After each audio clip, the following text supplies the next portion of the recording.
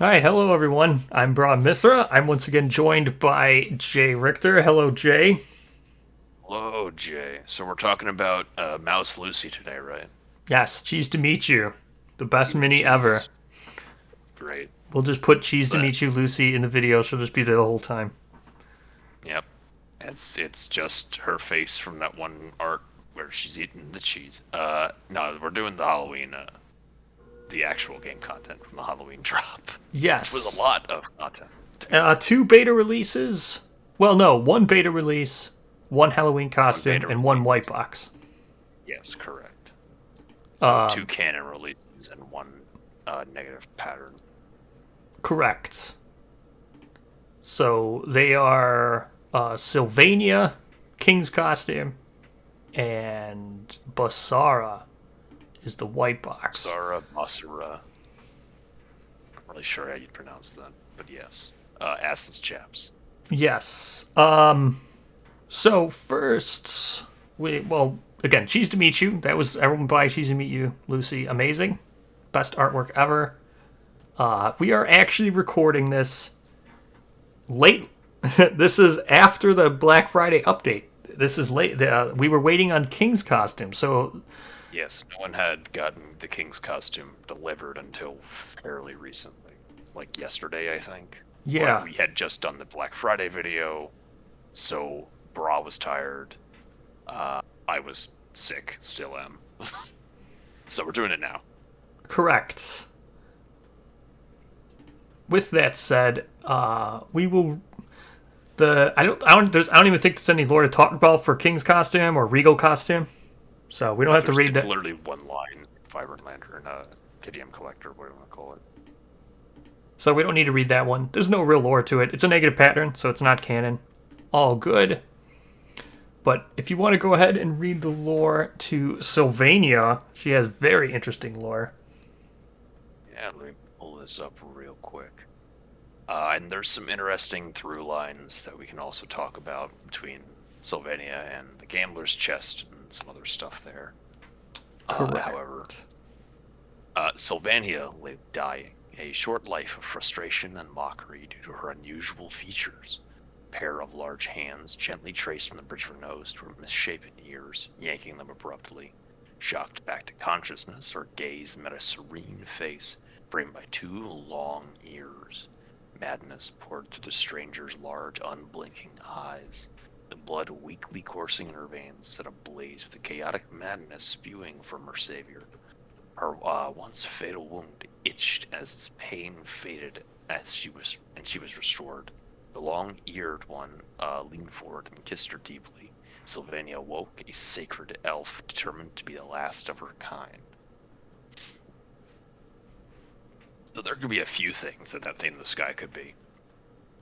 Yeah, there's lots to talk Uh, about here. I'm not going to lie, the most interesting thing about this, I think, is her lore. I, We'll talk about her gear and stuff, but I think her lore is really cool. Lots of stuff to talk about. Where to begin? I guess we just begin with. We'll go sentence by sentence here and break it down because. So first, we'll start with her unusual features. So this is she came with two different art cards, or it might have been one art card that was double sided. I think it was two different art cards. I can't remember off the top of my head now, but there was one for uh, tr- what is it? True Self and True Self and Mind's Eye. Mind's Eye. That is the other one. Correct. So the True And her Self. true self looks a whole lot like a warbling bloom. I agree. I think her true self looks a lot like a warbling bloom. And where are warbling blooms? Uh, the Abyssal Woods bra. And what is her name, bra? Her name is Sylvania. What does that translate to, Jay? Woods. Woods Yes. or wooded land. So I think she's a warbling bloom survivor. Could be wrong, but she looks like one. It'd be neat. I know because there was always talk. It's always been a talk in the community to see get warbling bloom survivors because everybody loves their derpy face. I personally don't, but that's just me. I think it's be neat. I mean, I just wanted them just to have the option. I thought that'd always be cool. But at that point, just like glue one of the crazy bonator faces onto his. Sure. Well, that's the thing. So she's got crazy face. Could either be because she's insane, could be because that's just how she looks. Could be a warbling bloom. Who knows, right? She could be maniacal. She might not be. That's the interesting thing. Either way, she definitely has some kind of unusual features. Next part. We'll break this down to the next sentence. The pair of large hands gently traced bridge for nose to her misshapen ears, yanking them abruptly. So what do you think about this, Jay? So there's kind of two trains of thought as to what this entity. It's probably an entity, right? Yes. Either it could be Elgnurk, I suppose. The chaotic, the elf stuff. That's lame. It's probably what it is, but it's lame, so I'm going to say no. Like, it doesn't necessarily need to be exactly Elgnurk, but it could, No, it doesn't. Yeah.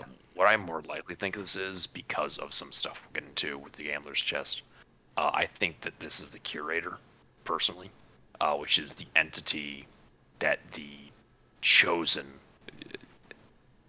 chest spoilers, blah, blah, blah, blah. The Chosen philosophy speaks about, which is an entity in the sky that does stuff with dying and also archers. Yes. Yes, those two. Specifically, and only those two things. But you want me to say it could be Storm or something? No. I'm just saying. I just like the fact that we're just qualified. That's specifically dying archers. That's all they deal with. That's what he deals with. He kills archers. Yeah. Which is really funny. The thing kind of ties into Sylvania's gameplay content a little bit. We'll talk about that too. We'll finish up with lore. Yeah. I mean, that is kind of the lore, right? Well, this is why I really like Sylvania. I think the lore of this, which is why I wanted to talk about this in the opening for her, and why I wanted to start with her. I think the lore and reading the lore, this is one of the few times recently where knowing the lore and reading the lore blurbs and trying to pull connections between these other monsters and stuff makes the gear more cool. I can't remember the last time. I think it's the first time we've ever even done this, where we felt the need to explain the lore before we explained the actual content. Yes. It's pretty much the first. Yeah, so I think that's what I want to do. I think this is great. Like, this stuff's cool. It's certainly better than saliva pools and magma lobsters. Yeah, I think it's neat. I would love to see more of this, where the lore is directly tied to the stuff. I know there are other things like, Doll had lore directly tied, but it wasn't like necessary to Not only directly tied, but in an interesting way. Oh, game mechanics here tied directly to it. Yeah. Yeah, exactly. So, yes, so something. She sees something. Some entity in the sky. All entities are in the sky, according to Dragon King. If you want to be, or Tyrant, if you want to be gaslit, they're all up there. So if you want to get political about it. Yeah. The entities are up. So something happens when she dies. Now, again, it doesn't necessarily need to be. It could be a bout of madness. So it could be a hallucination. You never know, but it's probably legit an entity. I agree with Jay. Next, we have madness poured through the stranger's large, unblinking eyes, the blood weakly coursing in her veins, set ablaze with a chaotic madness spewing from her savior. Meaning that she did reach the brink of death, right? She definitely went to die, and champion, the knowledge is all should bring you back from dead. No. Yeah, don't they? Sylvania's fighting art brings you back to life. Oh, that's right. Sylvania's fighting art brings her back to death. Knowledge is kill you. Yeah. The Sylvania fighting art brings her back to life. Yes, we'll get into that loop, which has been confirmed as intended by Team Death. Yep. So this plays into that. And then her once fatal wound itched as its pain faded, and she was restored. The long-eared one leaned forward and kissed her deeply. Sylvania awoke, a sacred elf determined to be the last of her kind. So this plays into the store listing. Also, or this is Mind's Eye, where she looks like an elf, has long ears, looks exactly like an elf, and all those things. Yes, Now, it is a much more appealing miniature, in my opinion. yeah, I don't think there was two faces. The miniature you get is this one, the Mind's Eye. But yeah, so we want to talk about Killjoy next. Yes. So, Killjoy is a secret fighting art. The first time you get a survivor with 25 plus insanity, remember that, would die, they gain Killjoy and inexplicably survive. Limit once per campaign. So, unpacking that a little bit. One, with Atnus in the chest, he has a trait at level 3, I believe. No, it's a legendary. It's legendary, yeah. Becomes a trait. That is a trait. Like Golden Eyes or whatever it's called. Yeah, it's not tied to level 3, it's just a legendary. So whenever he gets legendary Yes. cards, could be level 2, I forget. Or like Scarab of Life with DBK, it's a regular AI card that is also a trait that can come into play. Anyway, Yeah. he has a trait that is his imaginary elf, which makes him do sword crafts, and you can only kill it. You can only see the elf if you have 25 plus insanity. And what happens when you kill it? When you kill it, you gain Atnus's secret fighting art called Actualize. And what happens Interesting. what happens if you kill Atnus when the elf is Well, that's in play. He survives, or can inexplicably survive. survives? Survives. Yes. 2. This directly plays into the Chosen philosophy again, which again has the entity in the sky that comes down and does stuff. How Chosen works is that the knowledges are completely broken. Like, they're stupid. Like, one of them is just, I think, +9 luck. They're balanced. They just do crazy things. They're absolutely imbalanced, and they If you can find a way to survive, yeah. Yes. So how they work is that once you fill all the observations on them, you immediately proceed to Chosen rank 4, which instantly kills you. Mm-hmm. However, you can only gain the benefits of a philosophy rank once. Therefore, if you inexplicably survive that via, this is a very easy way to do that, you can use those knowledges ad nauseum. Mm-hmm. Those knowledges also very much benefit archer survivors. The Story of the Hunter's Arrows is like the best, I think, hit location deck manipulation in the game, for example. There's a lot of threads here that all seem to come together, with Atnus possibly being related to the Hand and Gambler, as well as what is assumedly the curator in that one art piece, which I think is in the front of the Gambler's chest, that is curating the game between the Gambler and the Hand. It's all very tied together. So what I think is that Sylvania is the canonical champion, and Maybe. B, that's my guess, right? And B, I think Atnus's former kingdom was elves. Yeah, maybe. That's my take. Yeah. There are other ways of looking at it. So let's talk about.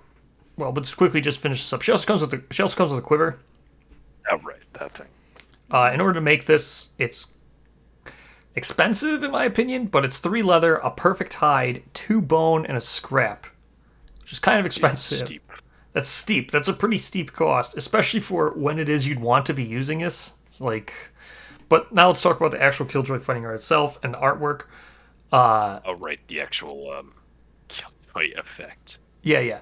So the actual effect of the Killjoy fighting art itself is while you have 25 plus insanity, your first failed wound attempt, each attack still wounds the monster, which is crazy good. Yes, but however, if it's like a failure reaction, you still take that failure reaction. Sure, but I mean, like this is like devastating insanity because the only I downside suppose with it gets around wound reactions, though. well, the downside mostly of devastating weapons is they're slow, and it sucks to only be able to do one attack, miss. But if when you could have hit and done a lot of wounds, like that's what sucks about it. Devastating weapons can be slow. Here, who cares? You're gonna do your multiple wounds. It's gonna happen. Who cares? You have to deal with one reaction. You're slow. It's Yeah, this is nuts for devastating and stuff. So that's really good. But then the second half of this is when you are a returning survivor, you kill all other survivors in the settlement with 25 plus insanity. This links back might to. seem like it wouldn't happen a lot, but it happens a lot in the chest. It could happen. I mean, yeah, it could happen a couple times. Are you talking about what do you mean? You could kill Like a lot that of you have- survivors. Yeah. I don't you think have this will be multiple triggering survivors. a whole bunch of times. I think when the first time you get back, there's a chance you could kill quite a bit of survivors. Yes. I don't know how Like, often. it'll come up more often than you think. Yeah, I don't know how that often. multiple survivors have 25 plus insanity. Yeah, yeah. Oh, so this ties back to her wanting to be the final elf, the last elf. Now, again, this 25 plus insanity ties back to the Atlas thing, where you have the Imaginary elf. imaginary elf. When you're at 25 plus insanity, that's the only way you can see imaginary elf. So whether or not she's actually killing actual elves or not, or if when Other all survivors who can see elves because they have 25 plus insanity. correct. Very unique. It's so cool. So had we not It's all explained very that, thematic. yeah, had we not took the time to explain all the lore, talk about all the cool stuff, this would have just been a very meh fighting art. We would have just went, hey, this is devastating. This works really cool. Just makes sure you're insane. But I find This is a very style over substance Yes. release, but I'm cool with that. yeah, it's really cool. I think more things should tie in with so much lore implications. And now an example of something that's just super meh. Let's talk about the quiver real quick. Compact quiver. It is an item. It is leather. It has arrows, top down, left and right. Bows. This gear points to game And arrows. bows and arrows. Sorry, this gear points to game +2 accuracy. If this gear points to 2 or more arrows, bows this gear points to lose cumbersome. Yes. Landing. Now, this is interesting. Why, Jay? How many arrows are in the chest? 0. 0 arrows. Well, there's 1 arrow in the chest from Phoenix. But no new monsters are adding that's arrows. That's dream, but that came with the chest. There are none. Yeah, yeah. No new monsters from the chest are adding arrows. Correct. Arrows Only one bow. are good if you don't want to miss, right? Like, you don't want to miss with your arrow because then you just waste it. Because if you miss, you just once per showdown you can use the arrow. Depending on the arrow. So, like, the sun arrow has 3 activations. Sure. The dense bone arrows have infinite activations, but they're cumbersome. Sure. And so, if you were using the sun arrow, you're probably not going to use this quiver. Why? Because Sunstalker has a better quiver. I mean, Because you get the arrows out of your gear grid. yes. However, this just says points to arrows, which means if you use both this and the Sunstalker arrows, you can have it point off of your sheet to those 2 extra arrows. Okay, I suppose. that's the I'll allow it kind of thing, but by the Yeah, rules, I'm it doesn't set. work like that. No, it's how it's Yeah, yeah, yeah. Now, what bow are you using this with? Like, the Smog doesn't have a bow. Lope doesn't have a bow. Gorm doesn't Rock have has a bow. It's actually pretty decent. Croc has a bow, but it's to level 2.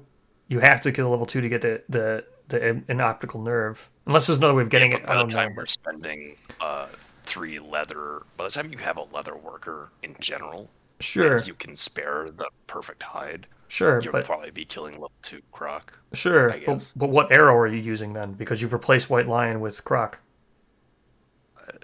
Croc Sun arrows Croc doesn't and have arrow. That's what I mean. So yeah. like the best thing you do with this is White Lion that's because that is a good one. That's a good arrow you don't want to miss with, and it's a cheap bow that could use the 2 Uh, accuracy.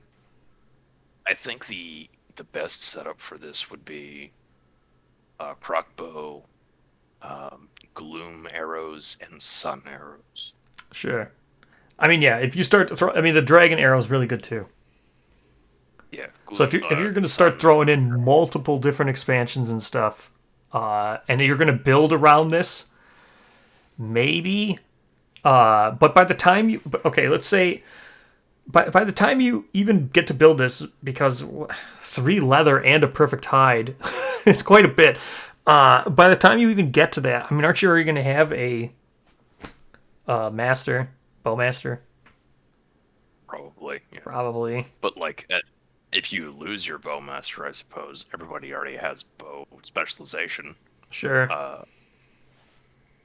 Bow spec does work with arrows. Either way, this is like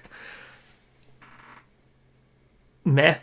I mean, it's good. I probably would never use the 2 arrows. I would probably use 1 arrow and 1 bow just to make sure I don't miss with the arrow early game. I don't think I would. I mean, you're to get this to make this takeaway cumbersome. That's 4 gear spots. And what? not only is it 4 gear spots, it's 4 very specific. Yes, very adjacent specific gear spots because this needs to. It's going to be pointing to the bow and the 2 arrows.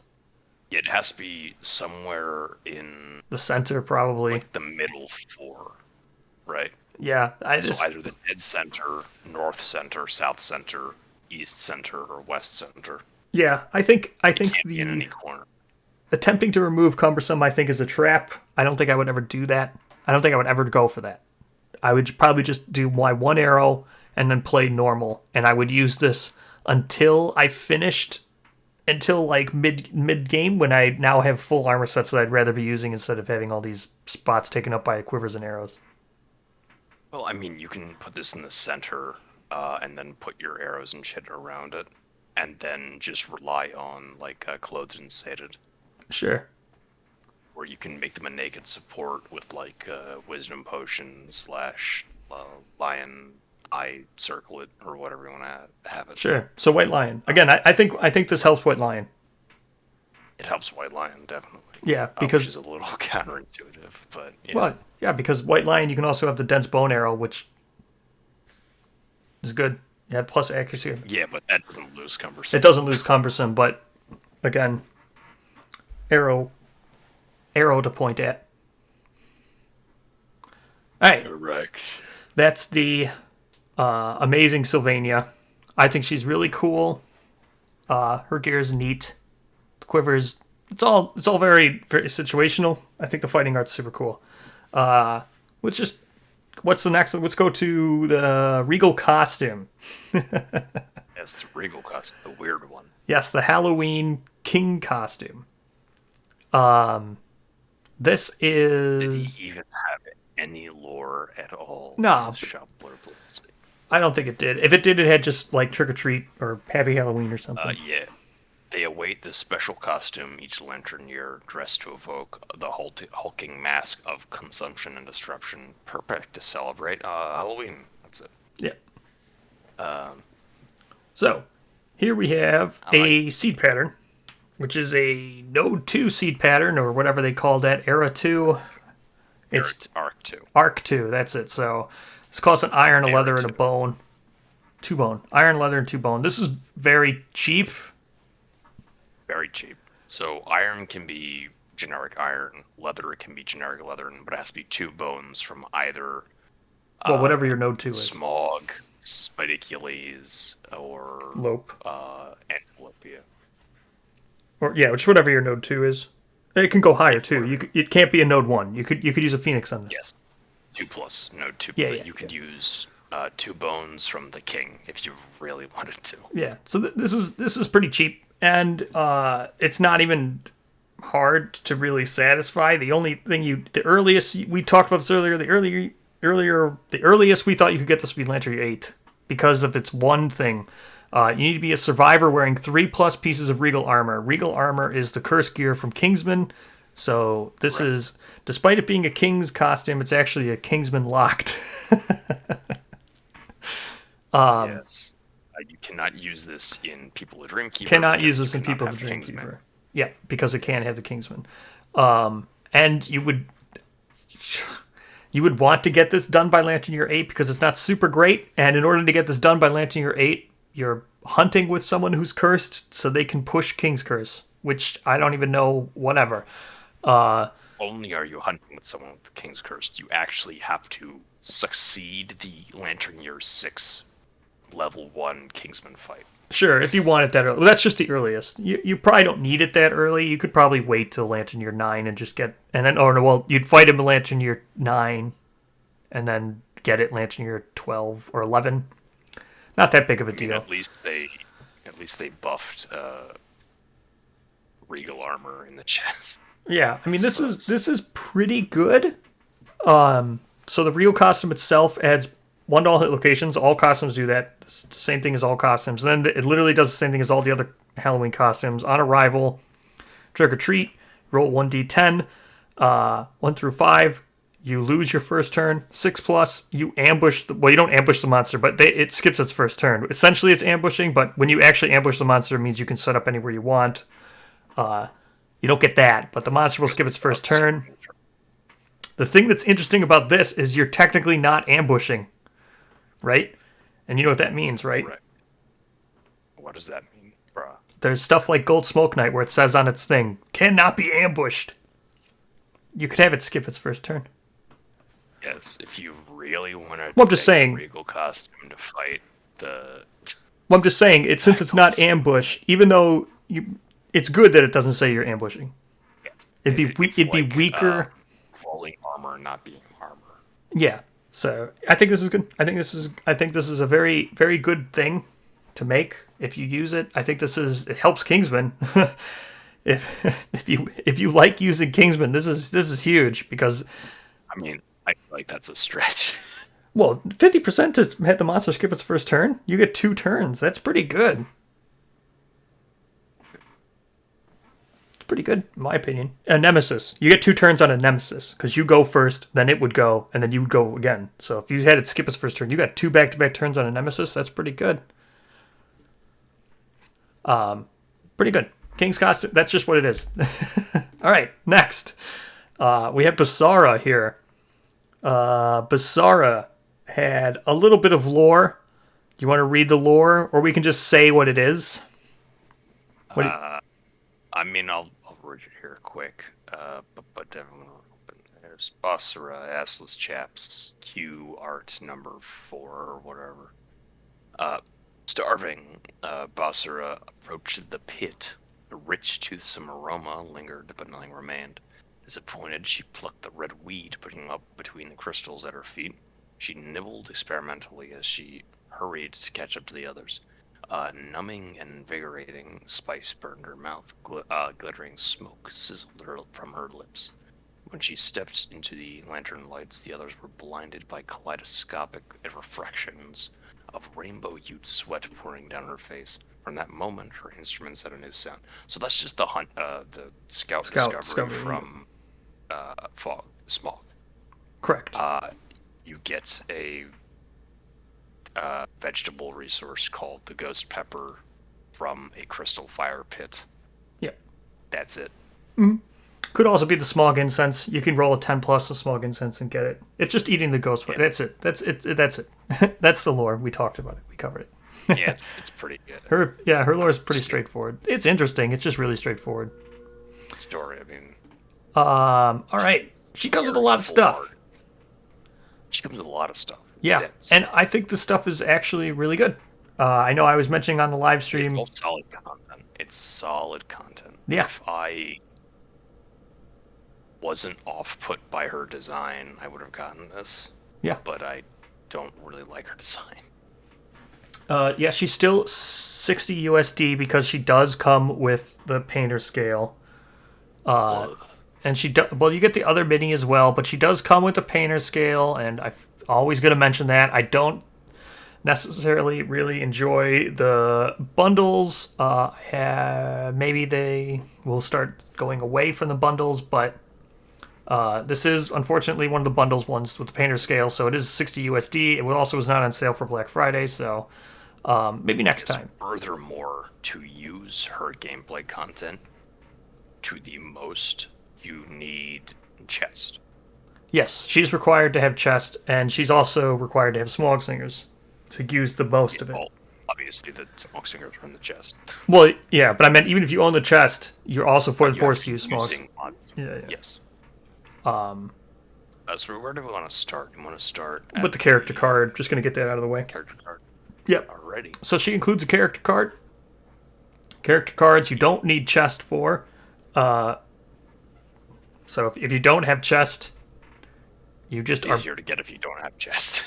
Yeah, I mean, it just says this product contains character card and feature campaigns without the character innovation. But everybody has character innovation thanks to it being a community event, and God Hand was defeated by Tennis.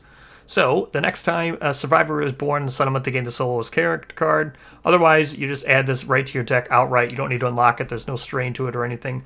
The soloist, it is an ability. So use this just like all the regular character cards. You draw this one. If you are the only departing survivor with an instrument, gain +3 insanity and +1 accuracy token. Pretty good. It's a pretty good. It's better than actually a lot of them from the chest. Yeah, I mean, this is really good because instruments are not great. Like, I know instruments, let me rephrase that. Departing with instruments is not great. So any incentive. Come on, how likely are you to actually roll into the frickin' harvester? Right? First time. First time. I literally did. First time, first game in the chest, first hunt, level year 1, year 1, very first basic hunt event I rolled harvester. And then it killed me. I have skill issues, massive skill issues. All right, so next we have her pattern. We'll just talk about the pattern card because the settlement event's how you. So she comes with a settlement event that gives you all this stuff. But rather than tell you what the settlement event is, we'll tell you you get this stuff in the settlement event, and then we'll go look at the settlement event. She has an upstage scarf, which is a pattern you get from the settlement event. It's smog singers. Lame pattern. Yeah, it's just a recipe. It's not a seed. Upstage scarf costs 1 cloth, which haven't gotten confirmed yet. If you can use bloody cloth or if you use cloth is regular cloth. Like if you could use, I think, like silk is or some of the silk stuff is cloth, right? From Spooter. No, it's not. It's just silk. All right. I know some king resources have cloth. Mm-hmm. So I don't know what this is. I think it's the gear cloth. Maybe it's both. Who knows? I don't think you can use bloody cloth. Maybe you can. Who knows? So then pink flesh and vocal cords. Those are specific smog singer things. So next we have the upstage scarf, which is item cloth finesse. It's a headpiece. Accessory. First time you perform a ballad each showdown, roll 1d10 for each, or roll a d10 for each card archived. For each 5+, gain +1 survival. If you cannot gain 5 or more survival this way, the monster is. If you gain 5 or more survival this way, the monster is knocked down. So, pretty good. I could only think of like 2 ballads that are below 5 cards, or 5 cards to discard, which is like Song of Peace and I can't even think of the other one. All the other ones I think are 5 or more. So isn't Song of the Devil's Melody like 4? The Secret Fighting Art might be the other one, yeah. But either way, Devil's Melody. The ham fluter, the pipa, the drum, they're all 5 more. So those are the ones you're probably going to use. I like ham fluter. I like pipa. Those are the ones you're probably going to be using. So this is good. Could probably knock down the monster that way. And that's the cloth. Yeah. All right. Next, we have the settlement event itself. This is such a such a cool settlement event in my opinion. Great settlement event. It's and I did. We were wrong earlier. The install guide actually does specify to only use concert if you have Smog Singers. Oh, okay, good. Because it doesn't say that at the top. It just says concert settlement event. But it does have the little Smog Singer crest on it. Yes, I mean the install guide says in campaigns that include Smog Singers. So you only use this settlement event if you are currently using Smog Singers. Yeah, so it should be like the chess settlement events where they say like, Crimson Crocodile settlement event, Butcher settlement event. Like it has the comma there. But, so the settlement hosts a grand concert. The settlement has Song of Concord innovation. The survivors hold a silent rave. Otherwise, the settlement is filled with the sound of music. Yeah. This is interesting. So, Song of Concord, not the easiest thing to get. I think you can get it from one hunt event, or you have to get it from the Peaceful Victory. Is that correct? There's no other way of getting it. Specific AI card. Oh, AI, yeah. The when they beg for mercy or whatever. Beg for mercy and give you infinite insanity. Correct. That's the only way of getting Song of Concord. They also Song of Concord is iffy if you want it or not, but it's good if you do want it. It's good for this settlement event. So Silent Rave. Settlement revels in silence, listening to the unique songs of their inner lanterns. Nominate 2 survivors that have never departed to gain the Internal Tempo ability. Internal Tempo. You ignore the monster's accuracy tokens and always treat your evasion as 0.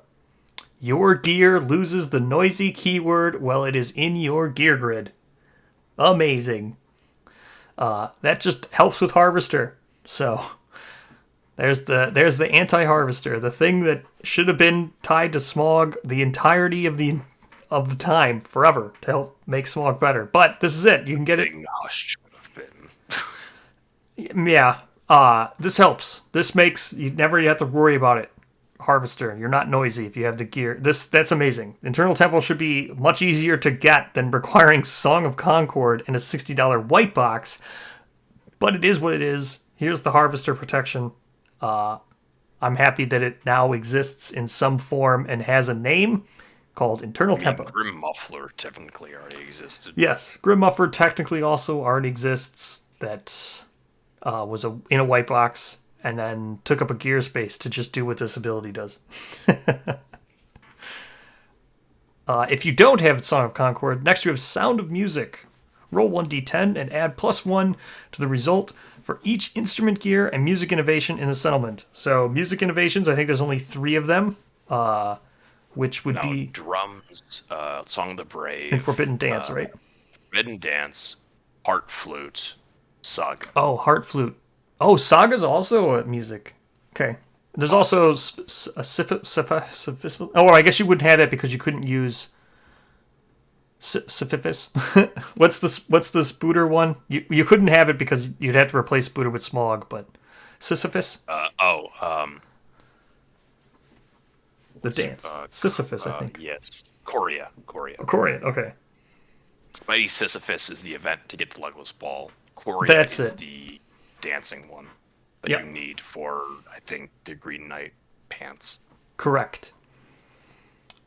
So those are the music innovations. It's pretty high roll here, 1 through 7, but I guess if you're only using this with Smog, you're probably going to have 1 or 2 instruments, at least 1. Otherwise, why are you using Smog if you didn't plan on...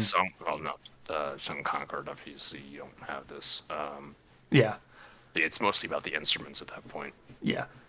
So you could avoid the bad thing here. But if you draw this early, if you put Smog in your game and you draw this like Lantern Year 2, oof. Just oof.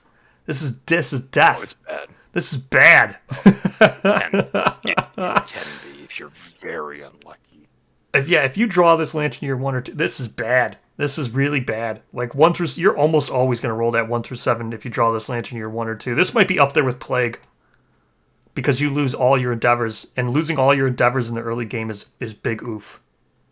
It's bad. It's real awful. And then all survivors gain Corpalila. Now everyone gets killed by Harvester. Now this is just everyone does. Yes. So this is really Yeah. bad. This is bad if you draw this early. But after that, everything else is pretty good. Pleasant recital. Settlement connects song to their shared history. Departing survivors with noisy gear gain survival up to the settlement limit. If it is a lantern year 10 or later, gain 2 endeavors. Neat. Solid. Yep. Magnificent performance. Gain the upstage scarf. Nominate the most musically talented survivor and gain +2 understanded. And fighting art, virtuoso, which lowers the cost of your ballads by 1, I think. Which 2 actually. Oh, by 2. Which goes against the upstage scarf. Yeah, correct. But I guess if doesn't matter at that point. If you have virtuoso and smog thing, and you're singing like Pippa, giving everyone savage for like 2 cards, who cares? I wouldn't even be wearing the upstage scarf. 18 plus. Perfect harmony. Name your settlement song on your settlement record sheet. You may spend 1 endeavor to sing this song to add +1 to your roll result to the hunt phase. Limit once per lantern year. This is great. There's That's funny. very, very solid. Yep. There's a funny thing about this is that this does not prevent Harvester because that can't be avoided for any reason. So if you were to roll a 10, you can't add +1 to it. This just makes it so you could add it. You don't want to add it to your 9, but you can't avoid Harvester with this +1 because you can't avoid it for any reason. So it's still a funny interaction that this doesn't prevent Harvester, but it is What it is. happens if you roll 101? You just get 100. Yeah, is that how that works? Yeah. Whenever you roll higher than what's on the chart, you take here. Does it say 100 plus on the hunt event board? No, it does not. But that's why whenever you always take the highest or lowest result, right? So if you had like a whole bunch of something, if you were a what do you call it, a explorer who's adding +3 to investigate. Trailblazer. Yeah, and the investigate tables, if you roll a nat 10, you don't get like a 13. Fair enough. So interesting. I think this is a really, really cool settlement event. I think the fact that it can do different things at different times throughout the Lantern years, the fact that it actually has something that says if this is Lantern year 10 or later, this is like really cool and innovative design, and I'm glad to see this because I can't wait for settlement events to change at different times of the campaign. I think that's great. And this is like that. Yeah, frankly, modern settlement event design is one of the biggest improvements from like the original design and the original expansions of Dev. Like Phantom from Slendy sucks. Mm-hmm. This does not suck. Unless you draw a Lantern year 1 or 2. Yes. Then But then just don't roll a 7 or lower. Yeah, skill issues. Don't have skill issues and draw this really, really early. Man, that would suck. Just cheat. It's a game mechanic. Yeah, this sucks. This sucks if you draw this one. When I saw the 1 to 7 here, and I saw the one, I was like, man, that is some harsh stuff. It's pretty rough. Yeah, lose all your endeavors and everybody gains Corporal Lila. Ooh. Yeah, but like, generally speaking, this is much more interesting settlement event design than like Season of the Spiderling. Oh yeah, for sure. I love it. I think this is a good one. I wish it was in a regular white box, but like a $30 white box. But maybe we'll see. Maybe they start going away from the bundling them together and maybe just sell the painting scales by themselves. That'd be nice. Yeah, I think even people who want the painter scales. Well, I know people who want both. That's what I mean. There's some people out there who just want the painter scale because there's definitely. I think the lower majority want both. I think there's people who just who would pay for just the white box, and there's people who would want just the painter scale. Pay for just Yeah. I think generally, if you're looking for some game content to spice the stuff up, you're gonna be less caring about the painter scale, which you can't even use on the board. Yeah. Very neat. Very neat. I like it. I like all these ones. I want to see. Yeah, I don't think we had a bad, an actual bad release for the Halloween thing. like obviously cheese to me, Lucy is the greatest mini in the entire game. Yes. Yeah, the white box has been doing really well. Because I recently just did that with aluminum to do all the ranking of all the white boxes, and the recent white boxes have been all near the top for like my top 5. Skrell, obviously. Skrell, yep, best girl Skrell, and Lenore. Going back to the start of, Lenore. Going back to the start of beta content, since like White Sun Lion onward, almost every white box has been very solid. Oh yeah, I'm definitely looking forward to the next one. Yeah.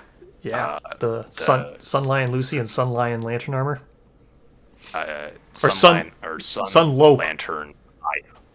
What's Sun? It's Sun Lope Lucy. Hard plastic Sun Lope Lucy and beta Sun Lantern Aya. Yep, looking forward to those. Yep. So, all right, thank you for joining me, Jay. Thank you for joining me on Black Friday as well for the live stream. Of course, thank you as always for having me. Yep. I will see you maybe a couple weeks. Maybe we'll be right back at it. That'd be great. A couple weeks. Yeah.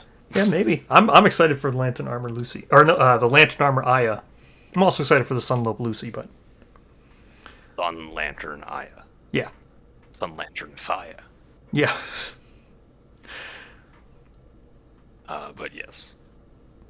All right. Thank you for joining me, Jay.